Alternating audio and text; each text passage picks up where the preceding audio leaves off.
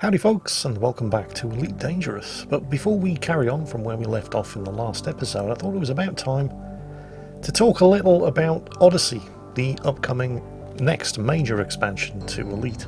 An expansion that's already earned the nickname Space Legs because we're finally going to get the opportunity to get out of our ships and walk around on the surface of those planets. Well, we have been able to get out of our ships and get around on the surface of planets since the Horizons expansion, but we've been limited to the inside of the surface reconnaissance vehicle. And the surfaces of those planets did look pretty good when Horizons was released all of those years ago, and they don't look too bad now, but it definitely wouldn't hurt to give them a bit of an overhaul, which, as you can see from this pre-alpha development footage, is more or less exactly what Frontier Developments are also hoping to achieve with the Odyssey expansion. Aside from all of this graphical goodness, I think one of the things that most people are getting excited about, potentially at least with the Odyssey expansion, is the ability to work together with other players to accomplish objectives as a team. Some of you flying top cover in ships, some of you running interference in surface reconnaissance vehicles, and others infiltrating installations on foot. And hopefully this is something that I'm going to be able to show you actual gameplay of at some point in the not too distant future. Fingers crossed. So that's the Odyssey expansion for Elite, coming out sometime early next year. All of which, appropriately enough, brings us to today's episode, since I am currently exploring the surface of a planet, or to be more accurate, I am running away from the surface of a planet where a bunch of Guardian Sentinels just blew up my surface reconnaissance vehicle. I'm rapidly coming to the conclusion that my SRV's destruction was more down to my going to brown alert rather than actually stopping to think about what it was that I was doing. But that doesn't change the fact that I'm going to have to replace the Scarab. And I wasn't looking forward to the idea of having to travel a couple of hundred light years out of my way to find a station where I could buy one. And if this had happened a couple of weeks earlier, that's exactly what I would have had to do. But now there are fleet carriers. And a lot of fleet carriers have those facilities. Clearance granted. Move directly to your landing pad. Docking request confirmed. Assisted approach is go. And there's one right here in this very system. Probably here for exactly the same reason that I was investigating the Guardian site. This one, apparently owned by the Danish player, Commander Spiff. Clearly a Calvin and Hobbes fan there. And no, I'm not explaining the reference, just Google Spaceman Spiff. You can thank me later.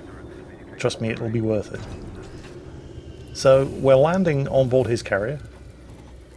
We're going to rearm, refuel, and replace the SRV. This is the first time I've actually docked at a carrier. So I'm kind of curious as to what this experience is going to be like.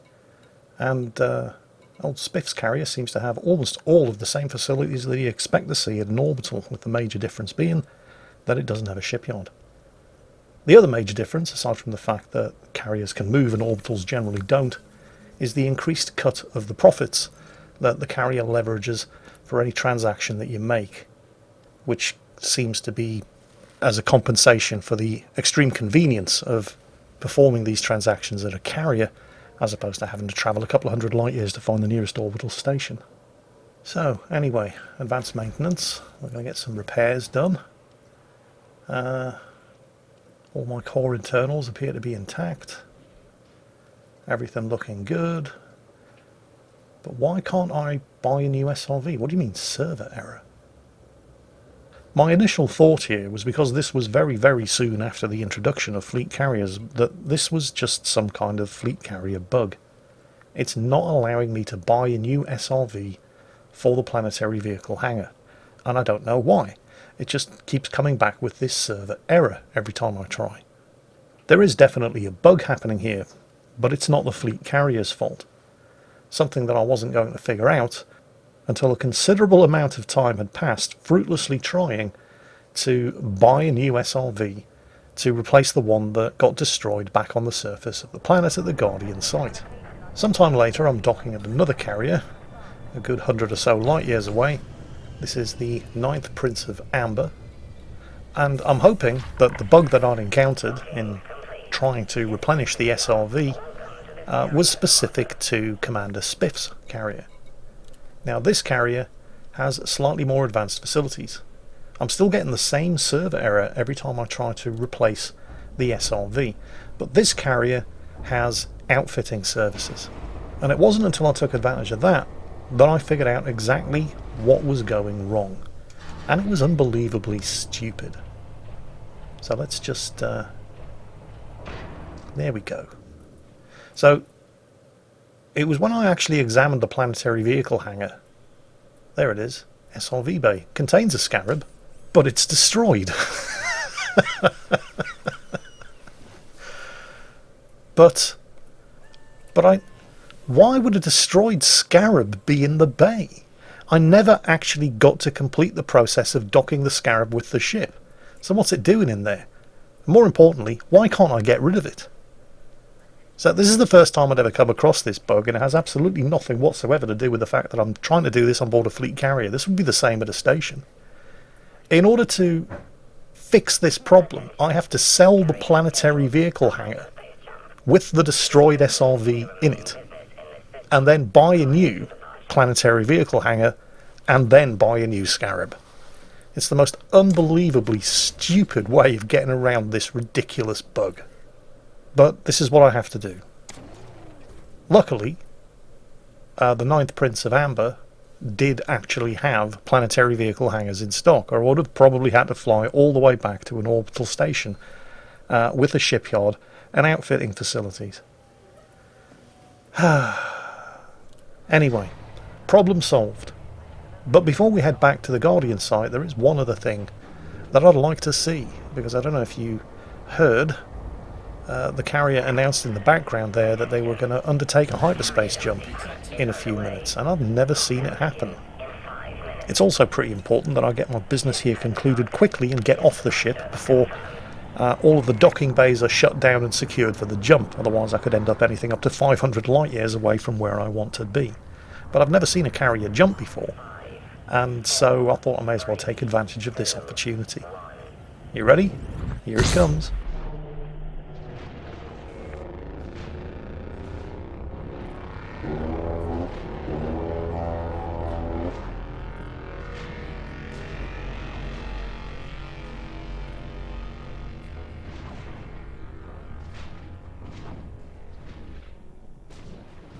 And that is a carrier jumping out.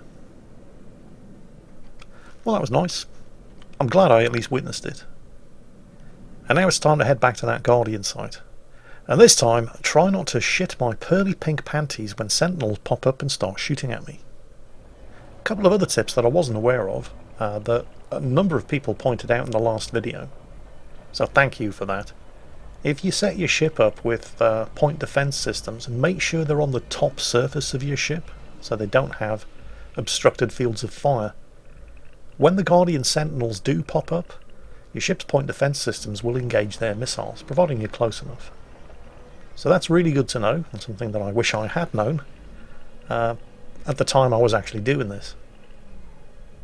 So what exactly is it that we're looking for here? Well, I'm hoping for some kind of Guardian technology that's going to allow me to install Guardian frameshift drive boosters on board my ships, because with a grade 5 frameshift drive booster you can extend your jump range by something like 10.5 light years, which is really nice. And this time around I've taken the trouble to watch a couple of YouTube videos on the nature of exactly what it is I can expect to see and have to do at one of these Guardian sites. So there are a number of different artifacts in these places, and that glowing blue column that you could just see over to my right is one of them. Now you can scan these columns with your data link scanner, which is what I'm going to do, and that will give you a codex entry which is worth some credits. But the main purpose of these things, they're basically Guardian data storage devices, but you can only access the data contained within them if you have the right combination of Guardian artifacts in the SRV's cargo bay. Each one of these columns responds to a different combination of artifacts, and your cargo bay in the SRV can only contain 2 items of cargo at once. Now these data entries are actually quite useful later on down the road for building various different types of Guardian tech. And there's also an engineer who goes by the name of Ramtar, who's going to have a mission for you at some point, again further down the road, to gather as many different types of Guardian data entry as possible. That, however, is not why I'm here. Now, you might be asking yourself the question, well, hang on a second, you said that these columns respond to different combinations of Guardian artifacts. What Guardian artifacts? Well, the kind of artifacts that you find scattered around Guardian sites, exactly like this. More on that in a moment, however, because right now I have to fight my natural urge to go to Brown Alert, as I've just awoken and come under attack by one of these pesky Guardian Sentinels. The thing is, they're capable of killing an SRV if you let them. But they're not that difficult to destroy if you just don't panic. And I'm doing my best not to, but the memory of my SRV's earlier destruction at the hands of a pair of these things, and there are two of them, is still quite fresh in my mind. Simply put, the best way to deal with these things, and I've already killed one, and my shields are still intact, is to just face them and blast them down. You don't really need any pips of power to your engines. Just power to your shields, power to your weapons, and zap the bastards.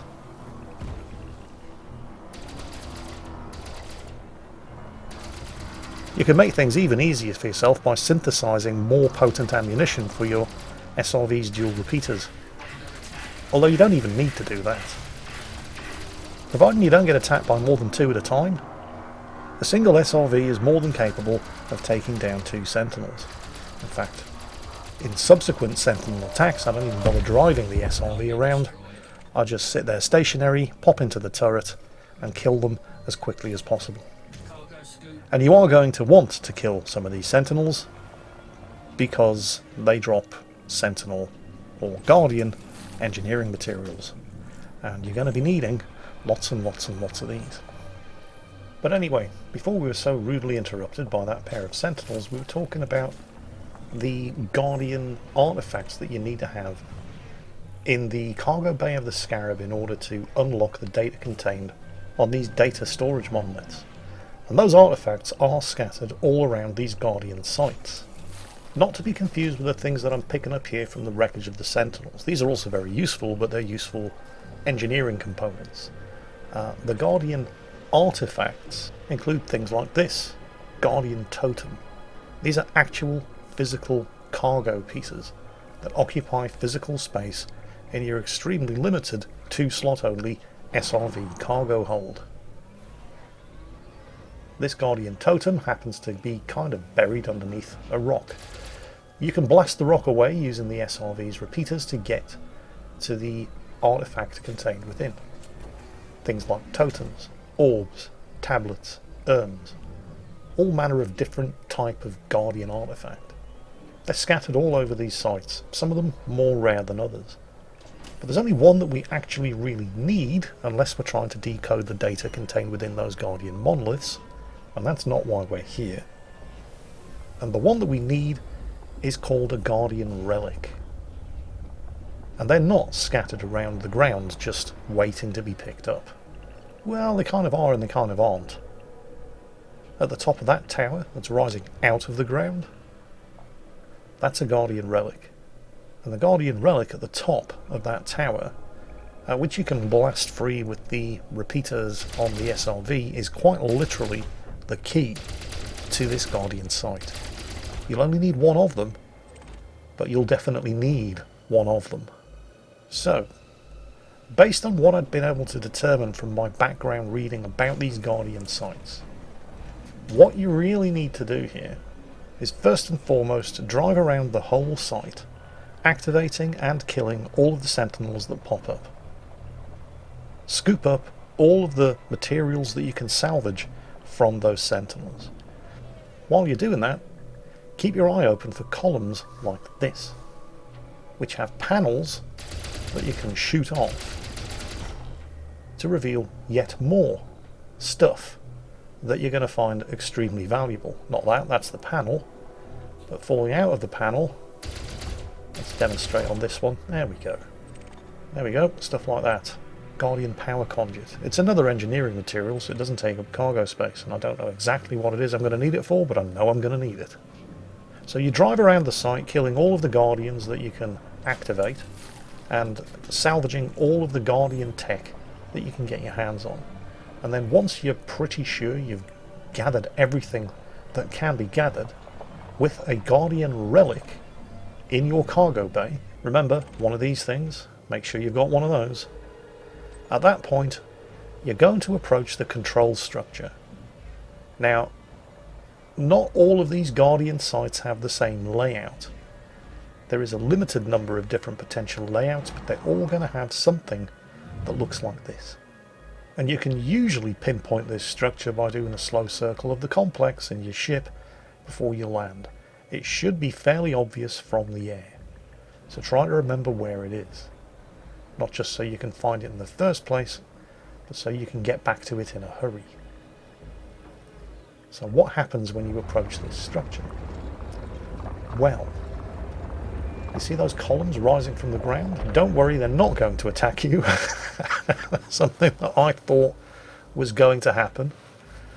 You see the glowing cores? You're going to have to shoot them to charge them up. There's the alert. Energy pylon charging.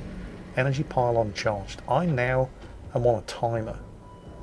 There are 6 of these energy pylons scattered around this facility that must be charged up in order to activate that control station in the middle. You get these first 2 for free, but now you have to go around and find the other 4. And this is why you first clear the site of any slumbering sentinels so that you don't run into any surprises when you try to find the other 4 energy pylons. Because you're on a reasonably strict timer here, and you really don't have the time to be getting into any unnecessary fights with any sentinels when you're looking for those other 4 pylons. And those other pylons, like the towers that contain the relics, are actually buried underground, and they don't appear until you A, get close enough to them to activate them, and B, have already started this countdown timer. And they're not always in the same place on every site, although sites that share the same layout will have the pylons in the same places. But if you see the structure that it rose out of, they're fairly distinctive. And if, while you're clearing the site of Guardians and scavenging any Guardian tech before activating the pylon countdown, if you spot any of those structures in the ground, try to remember where they are. Also, if you missed any of the sentinel spawns and end up triggering more of them while you're rushing around trying to power up these pylons, it might reassure you to know that every time you do charge up one of these pylons, it adds a little bit of time onto the countdown timer. So it's not the end of the world if you end up getting into any unintended fights as you're rushing around trying to find these other pylons and charge them up by zapping them with your SRV's dual repeaters. So, once you've found, zapped, and charged up all 6 of these energy pylons, before the countdown timer has expired, the countdown timer will stop, you'll no longer be under any time pressure, and it's time to head back to the control station. Park your SRV on top of the X-shaped structure right in front of the control unit, and this is why you kept that Guardian Relic in your cargo bay, because it's the key that's going to open this facility. You just eject it from your cargo bay, and you wait for things to happen. Why is nothing happening? Am I in the right spot? Let's take a look. Oh, right. So it kind of fires it right out the back of the SRV. So do I need to get it exactly on top of the X marks the spot thing? Let's see. There we go. Let's try it again. Jettison and wait for something to happen. Nothing's happening. Now it's on the other side of the X. Don't worry, we'll get the hang of this. Let's try that again.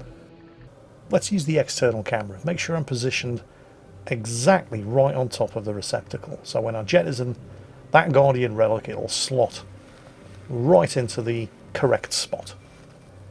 There we go, that should do. Remember, it's going to spit that relic out right behind the SRV, and jettison, and where did it go? Oh, you've got to be kidding me. Let's try again. Closer. Still not quite there. Maybe there's something specifically wrong with this particular relic. Let's try another relic. There we go, got two of them now. Jettison one. Nothing. Check the external camera. God damn it.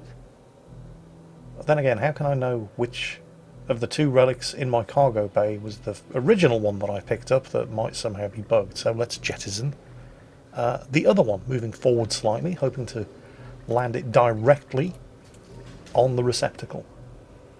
And external camera. Oh, for God's sake. You know, I'm rapidly coming to the conclusion that there's something wrong here. And for once, I don't think it's me. Well, not entirely me. You see, here's the thing about these Guardian sites. These control units are opened with a key. And that key is either a Guardian relic, which I've tried extensively and hasn't worked, or it's something that's known as a Guardian key. And you don't know which site you're at until you've cleared it of all the sentinels, activated the energy pylons, come back to the control unit, dropped the relic in the keyhole, and nothing happens. It's at that point where you realise you're at a site that is opened with a Guardian key, not with a Guardian relic. So where do you find Guardian keys? Because the relics are scattered all over the Guardian sites. The keys are not. But of course, you don't find out that the site that you're currently investigating requires a key and not a relic until you've already done all of the hard work of clearing the site in the first place. So where can I find a Guardian beacon? Because this is where the keys are. How far away is that? Yeah, 70 odd light years. That's actually not too bad. It could have been substantially worse. There is a Guardian beacon orbiting a random gas giant in the HIP 36823 system. And a Guardian beacon looks like that. Now the process for activating the beacon and gaining the key that it contains is broadly similar to what you would do at the Guardian sites. As you get closer to the beacon, it's going to sense your presence and start activating, for want of a better word. These are Guardian energy pylons, and you're going to have to pump some power into them in the same way that you did with the planetary Guardian energy pylons. So you're going to need some kind of energy weapon on your ship. If you have an unarmed ship for exploration, you're going to be shit out of luck. As it happens, I've equipped the Asp Explorer with a couple of beam lasers, and these are pretty much ideal for getting the job done. Energy pylon is charging, and as with the planetary Guardian sites, once you've charged up all of these energy pylons, the beacon itself is going to activate, giving you access to the key contained within. Closing in and giving the beacon a scan like this will actually download the location of the planetary Guardian site that the key that you're going to get from this beacon will actually open. We still don't actually have the key itself, however. The actual ancient key itself is located at the top of the Guardian structure, which opened up when you charged the energy pylons. Now, it's possible that you can retrieve it using a collector limpet. I don't know, but it seems likely. However, I didn't have any collector limpets on board my exploration Asp, so we have to do this the old-fashioned way, by dropping the cargo hatch and very slowly and delicately driving over it and picking up the ancient key. Once we've done all that, the beacon shuts down, ready for the next visitor. And to be completely fair, anytime you find yourself in need of a Guardian key, you can always come back to the same beacon and get another one. In fact, you could stock up on ancient keys by repeating the process over and over at this beacon. But I've wasted enough time out here. I want to get back to that Guardian site and find out what it actually contains. Of course, as luck would have it, when I finally make it back to the original Guardian planetary site, all of the sentinels have respawned. I have to clear the entire site from top to bottom once again.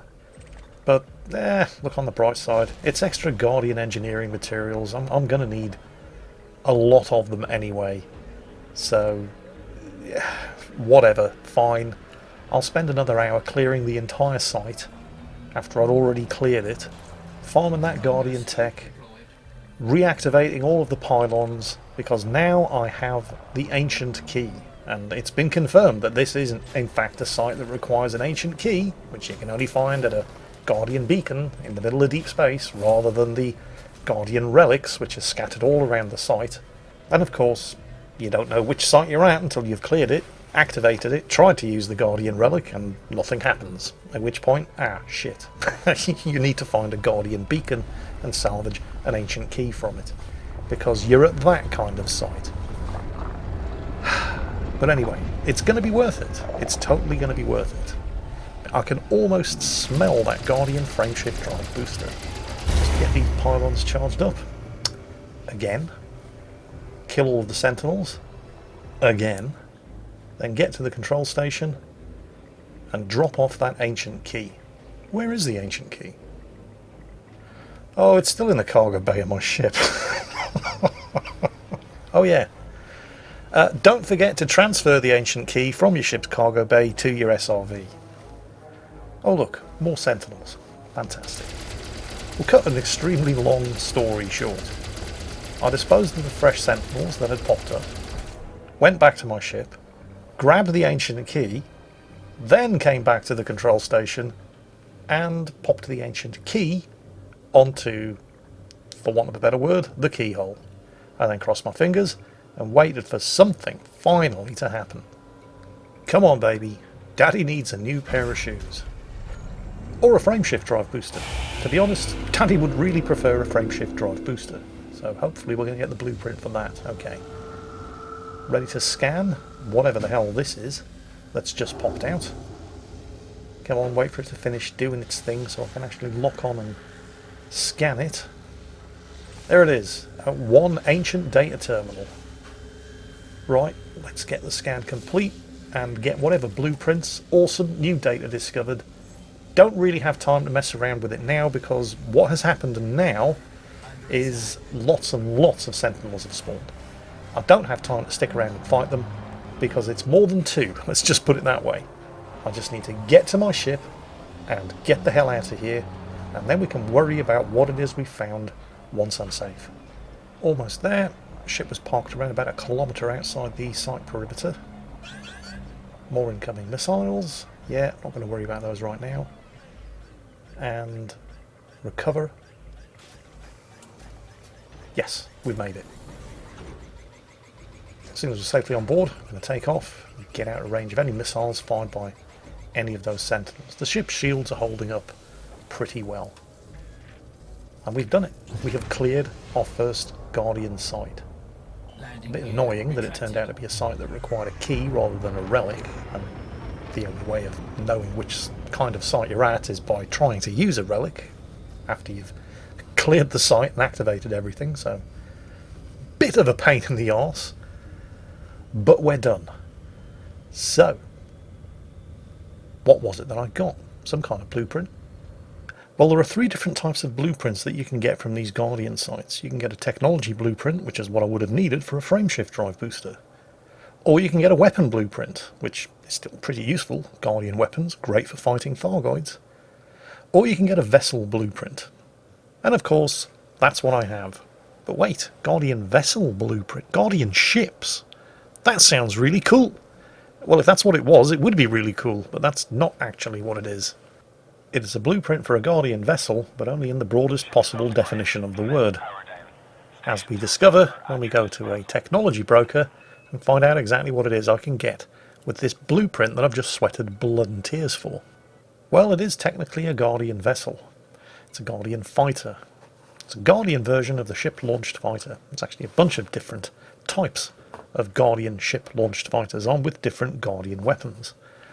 The thing is, even if I wanted to have Guardian fighters, and I don't because they're shit against anything other than Thargoids, and they're not that good against anything other than the Thargoid scout, it's not just the blueprint that's required to unlock them at the technology broker. Do you remember these things? these Guardian data storage monoliths. Do you remember how I said that if you wanted to extract the data contained within them, you were going to need a specific combination of two separate types of Guardian artifact in the SRV's cargo bay. The SRV cargo bay that can only carry two in the first place, which means that in order to find the correct combination of artifacts to extract the data from these glowing blue monoliths was going to require an awful lot of return journeys between the monolith and your ship until you have the right combination of artifacts. And even then, assuming you work out the correct combination, however long that takes, you don't know exactly what type of data you're going to get from these monoliths, and there's something like 5 or 6 different types of data, and you need a specific type of data for each Guardian fighter. 25 of each specific type of data for each Guardian fighter, the fighters that I don't even want in the first place. Fuck my luck. The thing is, I really, really, really want that Guardian frameshift drive booster, which means I'm really, really, really going to have to keep doing this until eventually, through dumb luck, I find a Guardian site that rewards me with a Guardian module blueprint so I can make a frameshift drive booster. And unlike the crappy Guardian fighters, which require a ridiculous combination of extremely hard to get Guardian components, the frameshift drive booster simply requires the module blueprint, salvage that I'm scavenging from the wreckage of Sentinels like this anyway, as well as engineering materials that I probably already have, and commodities that I can just buy on the commodity market. So it is definitely going to be worth it. It's just not going to happen today. Nevertheless, I hope you've enjoyed or at least been amused by the trials and tribulations that I suffered, finding all of this out the hard way so you don't have to. And as always, take care, stay safe, and I'll catch you next time.